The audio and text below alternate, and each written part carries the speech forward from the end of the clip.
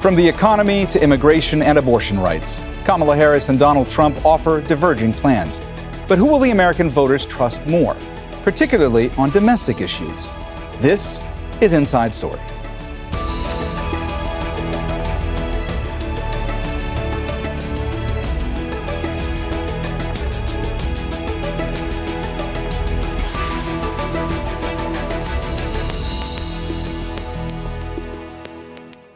Hello and welcome to the program. I'm Mohammed Jamjoom. Two candidates, two opposing visions for America's future.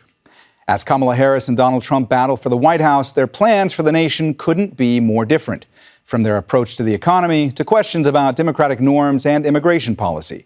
But with inflation still biting and border crossings dominating headlines, which vision will resonate most with voters? Can Harris successfully distance herself from the challenges of the Biden years? And how might Trump's legal troubles affect his ambitious agenda for a second term? We'll explore these questions with our guests shortly, but first, this report from Axel Zaimovich. Across the United States, the same conversations keep coming up. It's not just about who will be the next president, it's about what kind of America people want to wake up to. Both candidates say democracy itself hangs in the balance. It should be emphasized that unlike Donald Trump, I don't believe people who disagree with me are the enemy from within.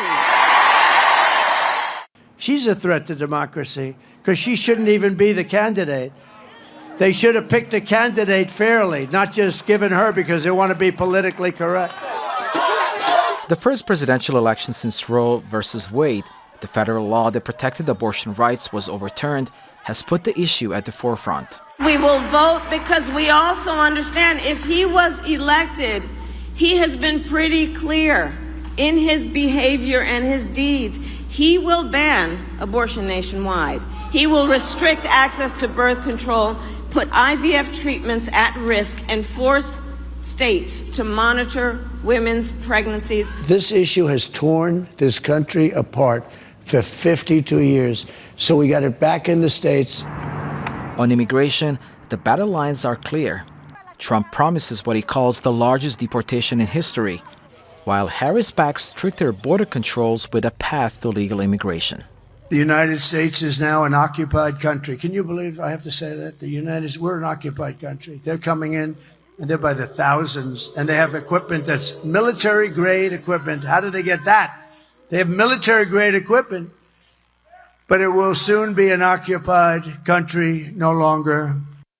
American voters remain divided on the economy too. Harris wants tax cuts for the middle class and new child credits. Trump pledges large tariffs on foreign-made goods and deeper tax cuts for big companies. As president, I will be laser-focused on creating opportunities for the middle class that advance their economic security, stability, and dignity. Together, we will build what I call an opportunity economy. Those who don't make their product in America, they will be forced to pay a rather stiff tariff for the privilege of competing with our cherished companies that we're going to take care of. Now that campaigning is largely over, it all comes down to a simple mark on a ballot paper, but one that could change the course of the nation for years to come. Axel Zaimovich, Al Jazeera for Inside Story.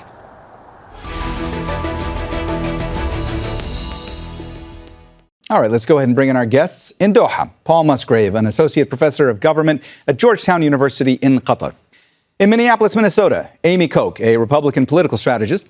And in Dallas, Texas, Rania Batrice, a Democratic political strategist. It's great to have you with us all. Thanks so much for joining us today on Inside Story. Rania, let me start with you today, and let's talk first about the economy and how big of an issue that is for this election, because economic experts largely give the current American economy high marks, but most Americans don't agree. There are lots of polls that have found that a majority of Americans feel worse off today than they did 4 years ago. How much of a challenge does that pose for Kamala Harris, and how much of an advantage might that pose for Trump, or might that be, rather, for Trump? I think there's two things at play here. One is that oftentimes the political class refers to a strong economy as a strong stock market. And the reality is the vast majority of people in this country are not invested. When they're talking about the economy, they're talking about the price of gas, the price of groceries, the price of rent. all those sort of everyday items that are required to live and take care of your family. And so that's sort of the missing piece. I will say, however, in the U.S. right now, the cost of gas has gone down. There are items that have actually decreased in cost. Does that mean that everybody's just doing great? Of course not. But I think just as a rule, we should stop thinking about the economy just in the terms of stocks and investments, because, like I said, the vast majority of people aren't living that life. Amy, Donald Trump, when it comes to the economy, one word that comes up again and again is, of course, tariffs. He keeps talking about he's going to impose tariffs or taxes on all imported goods going forward. But economists, by and large, continue to warn that this could have disastrous ramifications for the economy, that it could ignite a dangerous trade war, that it could cause a recession, throw millions out of work. Are voters buying this plan from Trump? Right. So I don't think so. I mean, as a Republican, I'm not supportive of the tariffs that he's proposing, at least as widespread as he's talking about. So that's a problem. However, most Americans aren't thinking that broadly. They are thinking about what they're paying at the grocery store, what they're paying at the gas pump. The cost of everything has skyrocketed under the Biden-Harris administration. And that's what's going to be at the top of their mind when they go to the polls, not the tariffs.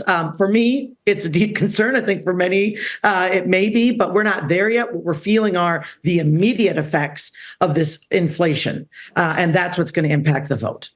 Paul, if I could just dig into this a little bit deeper with you as well. Many economists agree, they're on the same page, that America's economy, they believe, is getting stronger. The unemployment rate is low, inflation is down, economic growth seems to be solid, and job growth has, according to these economists, been strong.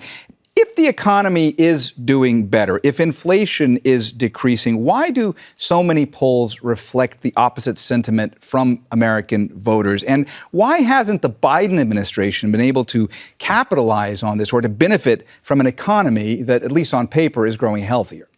Well, you put your finger right on the chief paradox of this entire election.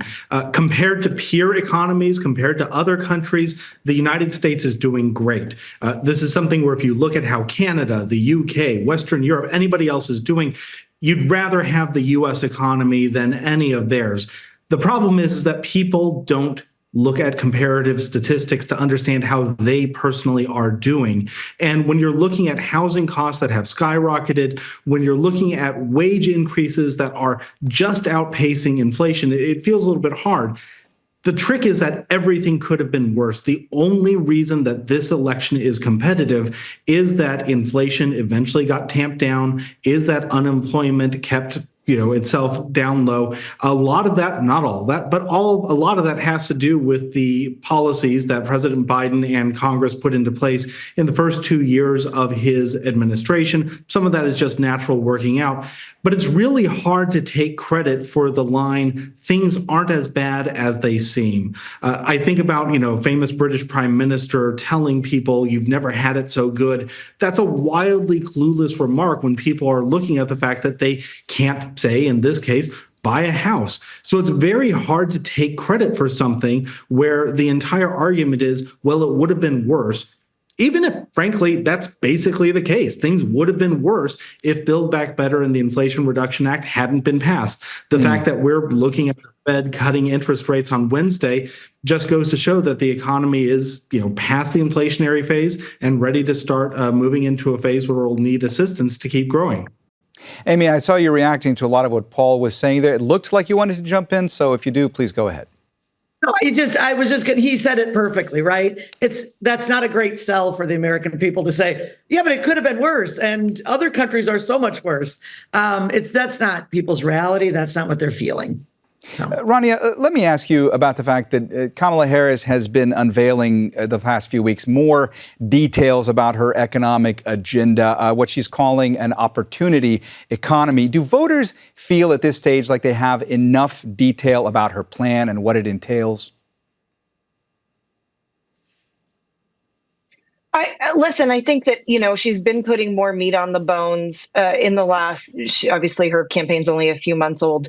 I do think that there are some people who probably would like more detail. But what I will say is obviously she's got way more detail than Donald Trump does. Not that makes it. I also just have to say, just going back a little bit, this is one of my biggest frustrations, aside from the current abysmal foreign policy of this administration. There have been some good things out of this White House as far as the economy goes, and they have not communicated it to the American people. And frankly, that's on them. So I do think that the vice president has been putting more detail together and been putting more detail out there. Are there a swath of people that would like to see more? Of course there are. Paul, is it fair to ask if perceptions of the economy in the United States, if they're split down partisan lines? I mean, do Democrats feel better generally about the economy than Republicans do? Yeah, this is one of the strongest findings that political scientists have found over the past 10 years. It used to be that people lived in a world with the same facts. These days, people's partisan filters, how they interpret the world, really have a lot to do with how they see things going. That's why, when you ask people about inflation, when you ask people about gas prices, you see big splits in how the public perceives that. One of the interesting things coming into the home stretch here of this election has been that Donald Trump began with a solid edge on the economy, on voters' perception that he was the right candidate to handle that economy. On that issue, Kamala Harris has done a lot to catch up. I don't think that she's consistently overtaken, but this is something where, as the economy has continued to grow, as the headlines have caught up with where the economy is, Harris has eroded Trump's lead on that issue. Again, if the economy were doing worse, if inflation kept going higher, then this would not be a competitive election and Donald Trump would be cruising to re-election. The only reason this is competitive, aside from Kamala Harris being the nominee now, is that the economy is good enough to make a re-election plausible in the first case. Amy, I want to try to use this as a segue to talk about immigration, because Donald Trump, he does continue to demonize immigrants. That's one of his core messages. He continues to promise the largest deportation in history if he is elected to a second term. And if Trump actually were able to deport millions of immigrants, what kind of an impact would that have on the economy? Because there's a lot of economists say that that would be detrimental. You have millions of immigrants who work on farms, on construction sites, in meatpacking plants, for example. What kind of effect would that kind of an action have on the American economy? Yeah, well, it would be very devastating to the American economy, and I don't think that's the solution that needs to be done.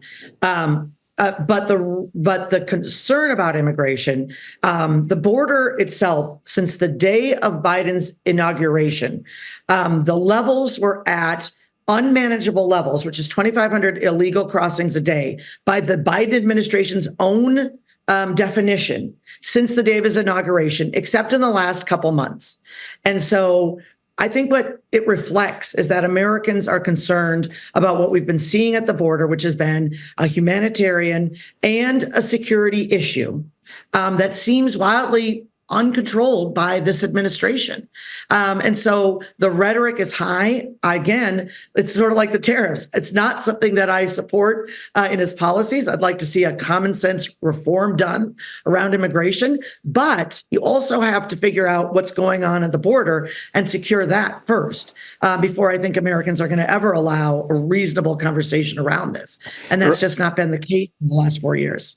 Rania, I saw you reacting just now to what Amy had to say. I know you want to jump in, but let me also ask you about this issue because, as we said, Trump continues to demonize immigrants. This is one of his core messages. It has been for a long time. Harris, of course, backs stricter border controls with a path to legal immigration and legal citizenship. How much is the issue of immigration a concern for voters right now?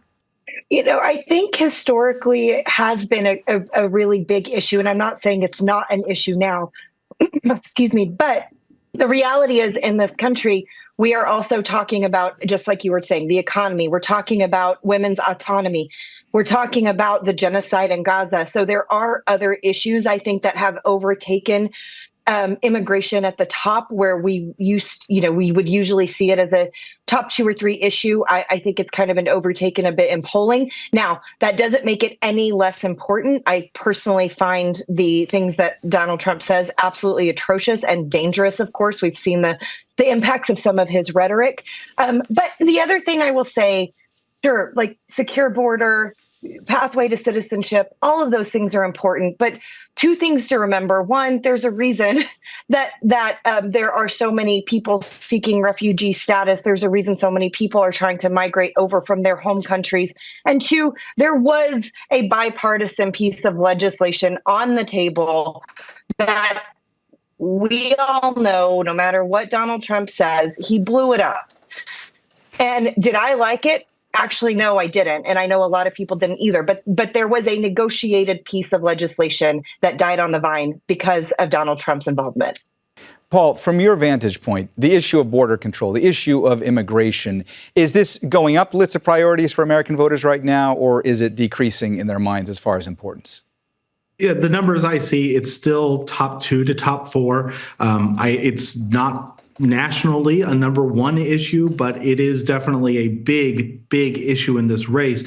That's magnified by the fact that you have a competitive Senate race in Texas, of all places. That's magnified by the fact that Arizona and Nevada are swing states. That's magnified by the fact that a whole lot of working class and middle class white Americans view border security as tremendously important. These are the places where the campaign is being fought. I think that what lies behind your questions about tariffs, your questions about immigration, is that Americans have really strong concerns about how the economy, about how immigration is going. Donald Trump promises bold, sometimes vague, and sometimes horrifying policy details, but people often respond to the boldness without engaging with or even believing that he specifically means the things that he's saying. Kamala Harris, it's easier to see from her tone what she wants to have: law enforcement at the border, some sort of a technocratic appeal to nationalist political economic policies for the economy. But then people don't really seem to want to hear the details. So this is, I hate to say it, in some ways a vibes election. And what we have going into tomorrow's election is to respond to these big issues, but none of them really sitting down and having a particularly detailed discussion. Rania, this is the first presidential election since Roe versus Wade. That's the federal law that protected abortion rights since it was overturned. Kamala Harris, she's been a vocal proponent of reproductive rights even before she became the nominee. She's always been much more impactful and effective in talking about reproductive rights than Joe Biden ever was. She's been assailing Trump and Republicans for creating a healthcare crisis that has led to preventable deaths of women seeking abortion care. How effective has Harris been on this issue with voters? Well, I think you kind of hit the nail on the head with her efficacy as a messenger on this issue. And the reality is, we're seeing women from very, very conservative states, even self-identified conservative women, and certainly independents, and of course Democrats, who have felt that this has gone too far. The Dobbs decision has gone too far. The fact that healthcare workers are afraid of being criminalized for performing actual healthcare has gone too far. And we've seen the effects. We've seen the impact. Women have died, literally died. This is not a scary ghost story we tell anymore that, oh, this is what could happen. It's happening. And I'm in Texas, one of the most restrictive states in the country, and we're seeing the impacts, and we're talking about the death of women, and oftentimes women who have other children, oftentimes women who want children, who are being impacted in this way. If they don't die, oftentimes they lose the ability to have children afterward because of the severe impacts of not intervening in time. So, we saw the poll in Iowa, which I'm not, holding my breath waiting for Kamala Harris to win Iowa. But I do think that this idea of choice, the Dobbs decision, the impact that so many communities have felt directly is having an impact on the race. And obviously, just like you said, Kamala Harris is a much more effective messenger than Joe Biden ever was on this issue. Amy, let me ask you, since Roe versus Wade was overturned, abortion rights supporters have prevailed on all the ballot measures that have gone before voters in several states across the United States, even in Republican states. How much does that worry Republicans in this election cycle? Well, it should worry them a great deal. And so I think it's the million-dollar question in this. In 2022, we saw women go to the polls very quietly. It wasn't really reflected in the polls. It should have been a good year for Republicans. And while it wasn't a devastating year for Republicans, it was because we so underperformed where we should have been, given where the economy was, given public safety issues. And so that is the question. Are women still are they kind of just quietly gathering themselves and going to the polls? You've even seen commercials reflecting sort of a woman going to the polls with her husband and he's clearly vocally voting Trump, and then she's just quietly voting for Harris.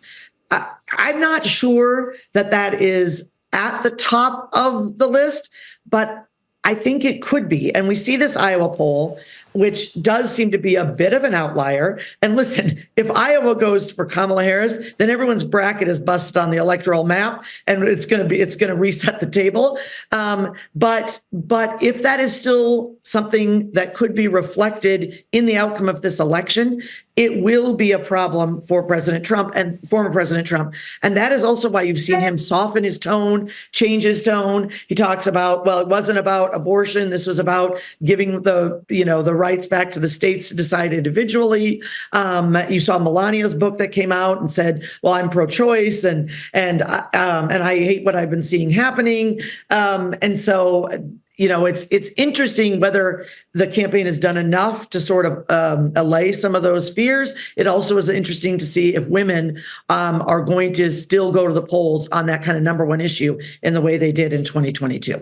And Paul, I saw you reacting. Looks like you want to jump in, but also let me ask you to follow up on something that Amy was saying there, because she mentioned the fact that Donald Trump has been touting this line on the campaign trail that essentially he's going to leave this to the states going forward, because there were concerns that perhaps if he's voted back into office that maybe he would sign into law a national abortion ban. I want to ask you if voters believe this messaging from the Trump campaign as to him potentially leaving this kind of a decision with reproductive rights up to the states going forward. Yeah, I think that this is something where people will have very different evaluations based on how much they trust Donald Trump, based on how much they trust the Supreme Court to stay out of this issue going forward and not to go further on abortion, restricting abortion than they have. If you look at the polls, Donald Trump and the Supreme Court, not really trusted entities in American politics anymore. So I think that what you have is a situation in which women are mobilized to vote. They are clearly extending the gender gap even further than it had been. Some of the crosstabs in polls suggest that this could be a very big winning issue. And the number one thing is when I poll somebody, I'm going out and asking their opinion. When you have an election, people have to get up and go to the polling place or find a ballot and turn it in. And any little difference in marginal enthusiasm to vote matters. Women seem to be much more energized to make that last trip, that last walk to the ballot box to actually put their votes in than perhaps they have been in previous elections. And I think, as Amy points out, that could make the difference. I should also point out that when we talk about polls, we're talking about polls that have a lot of assumptions about who the electorate is going to be. And if Rania is right and women outperform where pollsters have guessed that they will be, this could be a very short election night. I don't think that's likely, but it is possible that the polls we're seeing reflect more of the guesses about where pollsters believe the election will go than any certainty about where it actually will be. Rania, we don't have a whole lot of time left, but one of the messages that voters are hearing over and over again in this election cycle is that democracy hangs in the balance. How much of a concern is this for voters in this presidential election? Because many say that it's close to the top as far as the concerns that they have, the state of democracy going forward in the United States. What do you say? What are you hearing from folks?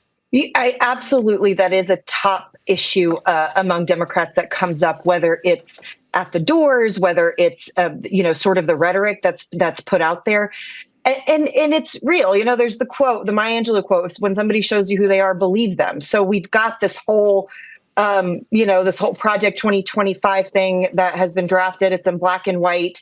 There's Donald Trump saying things like, you'll never have to vote again. And then, of course, the campaign trying to walk it back. There's all these sort of proof points about Donald Trump's intention with democracy. And I think regardless of what party you're in, regardless of your ideology, patriotism and freedom in this country are very, very important, and democracy lies at the core of that.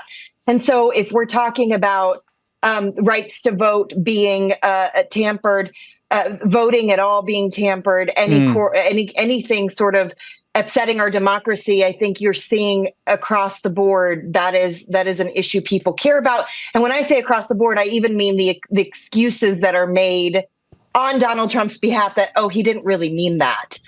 So I do think it's important. It's not necessarily the first thing that somebody says when I talk to them or when others are talking to them, but it's definitely top of mind.